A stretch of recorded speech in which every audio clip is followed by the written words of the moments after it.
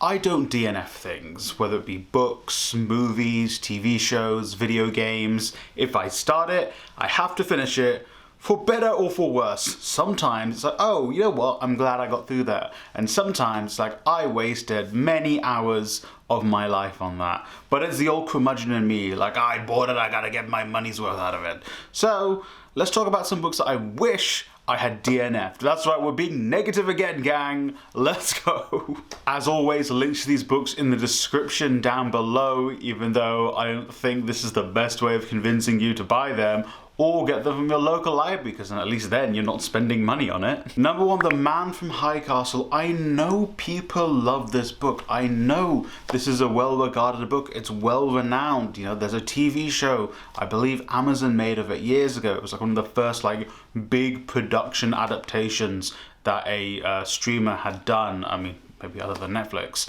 And honestly, I do not like this book. I don't think it's good.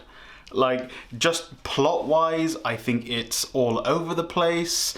I think the actual, you know, narrative nature of it, the way that the story is told, is kind of boring. It feels racist at points. I know the author has interesting views, Mr. Philip K. Dick, to say the least. I've not watched the adaptation, so I don't know if they fixed any of that in the adaptation. I don't even know if they finished the adaptation. I feel like it was really big for like 2 years and then no one spoke about it again. Might be reflection on the quality of the source material, in my opinion, because obviously it's like, oh, a little bit interesting to see the future, an alternative future to the one we have right now. Well, you know what I mean.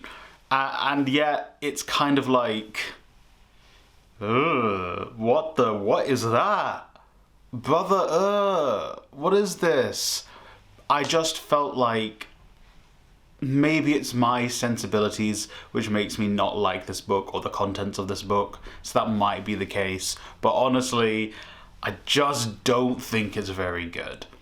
Let me know in the description, the comments down below if you disagree, but there are far better sci-fi books one could be reading from a similar time in history when it was written, or even before that. Next up, The Expected Goal Philosophy by James Tippett. I don't like this book. Full stop. Like, this is a book where I'm just like, don't read it, don't give this man your money. Because, one, just the way it's written, it's just rude throughout. Like, it is insulting to people throughout the book. Even the introduction is just insulting. I want to put it down as soon as I picked it up. I was like, yuck, disgusting, what the hell is that thing? And 2, it's so out of date, or at least it's so in the past, that there are many better books on the same subject that are out right now. You know, so Tippett throughout the book, he just insults footballers, he insults fans, he insults pundits, being like, well, you guys aren't smart enough to know what an expected goal is, do you? You don't know how to calculate that, do you? And obviously this book is when expected goals was first introduced into like football statistic, when people first started looking at it as like a way to, in this case, more so like gamble on football and to actually like, you know, study football and study recruitment and stuff. But like, you don't have to be a knob about it.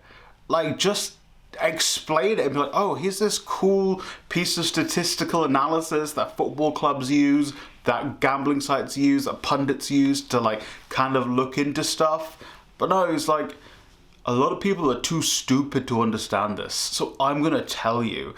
And then it's just like comparing the location of the shots and where the shots are going, and you know how likely you are to score goals based off your statistics on that, and based on your teams and player statistics added up. It's a pretty simple concept to get, but Tippett's just like, you won't understand anything I'm saying. It's like, what? And like I said, now you have so many more resources about it. I mean, every single time you watch football, you'll have an XG statistic. I mean, you can go on The Athletic and read many of their free articles about what XG is, how effective it is, how ineffectual it is. You know, like teams nowadays are performing well above their XG, but their points are still very low, and how XG and, you know, is changing how, you know, influential it is on the game as the game changes, as the way the game is played in different countries changes. But yeah, Tippett won't say that. He'll say, you're an idiot for not understanding it. It's like the professional violence, the rise and fall of the Cray twins. I'll be honest, this one's going to be short and sweet. Just watch the Tom Hardy movie instead. The Tom Hardy movie is basically based off of this book, and the book is very repetitive. Just go and watch the movie instead. Oh, let's do another quick fire one. How I Braved a New Auntie and Started a $1 million company.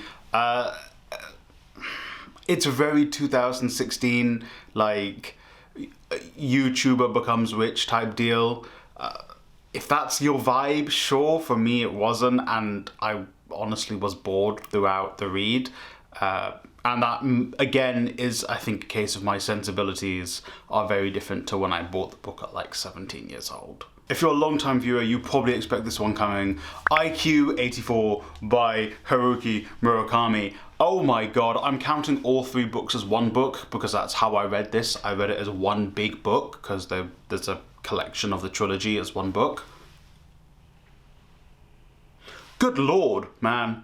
Good lord. It was like hard. It was painful to get through that. It was like the story was just like the same thing happened again and again, and the need to have women be like essayed throughout this book. Him having relations with a teenager as part of the plot, but that wasn't really brought up until like it needed to happen. I mean, like, alternative realities is a cool thing one can look into, but like Murakami doesn't do it well. It was just like, it genuinely felt like, I don't know how many pages that was, 1,000+ pages of nothing. Nothing happens, and then something happens, and then it ends.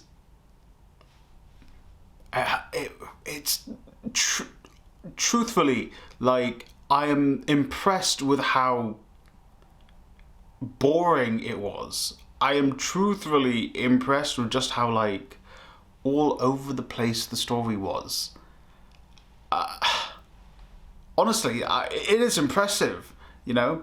And again, like, Murakami can write, like, decent prose, but, like, your ability to write, like, decent prose doesn't counteract the fact the plot was just bad, and that the character writing was bad, and that your incessant need to have women be, like, tools towards the patriarchy throughout, and then somehow the women are to blame for those instances of you deciding to write women so poorly in your books, Haruki. Like, you know, I don't know, I have a whole video on why I don't like Murakami, and whenever he comes up, I always say, like, there's maybe 2 books of his that feel like fine because they're so short that he doesn't have time to position women poorly in them. Like, genuinely, his editors need to be like, write a book that's 100 pages and that's it, then you have to cut all the stuff he does to women in it. And it's not even women, it's like girls, young girls. So, that was genuinely, I think, the one book where I came the closest to just be like, I'm done. And to just be like, I'm done reading for the rest of the year. The only reason I did it was to finish this video, where I'm going to put it above me, and it'll be in the description and it'll link above. Only reason I did it was to finish that video, and that video didn't even do very well. So, if you are thinking of reading a Murakami book, for some reason, I don't know. I mean, the amount of times I've told people not to read them, and you're thinking IQ 84, just don't. You know, if you're really desperate to read one, read like Hardboiled Wonderland or his like non-fiction stuff, like, or what I think about when running, or novelist as a vocation. You know, it doesn't give him the opportunity to like write a bad plot and write bad characters because it's non-fiction. So those are some books I wish I DNF'd. Obviously, look, I feel a bit weird being very negative, but also I need to speak my truth, okay? And DNFing a book, it doesn't necessarily mean the book is terrible. I mean, IQ 84 or something else. It just means the reader, me as the reader, it didn't appeal to me. Like Man in High Castle, didn't like it at all. Maybe someone else would like it. And that probably we have different ideologies, different ways of seeing the world, different ways we like seeing books being written. So, you know, it's not necessarily the worst thing in the world. IQ 84 is something else. But, you know, if you are interested, the links to the books are going to be in the description down below. At least the main three I spoke about in some detail. Maybe I'll put the ones that were honorable mentions in there as well. But thank you for watching. Hey, shout out to my members. Members get additional content. They get 3 to 2 extra videos a month. They get a say in what content I make. They're part of a book club. We're reading Minor Detail at the moment. We're actually about to finish that by the time this video comes out, I think. And they get extra badges, emojis. So if you're interested, for £2 a month, you become a member. You can either join from below this video or on my channel. Be awesome to see you there if you want to. If you can't, you get to this point in the video, I genuinely really appreciate it. Hey, if you've gotten to this point in the video, comment Goku down below, just so I know you've gotten here. Thank you for watching, and I hope you read a great book today.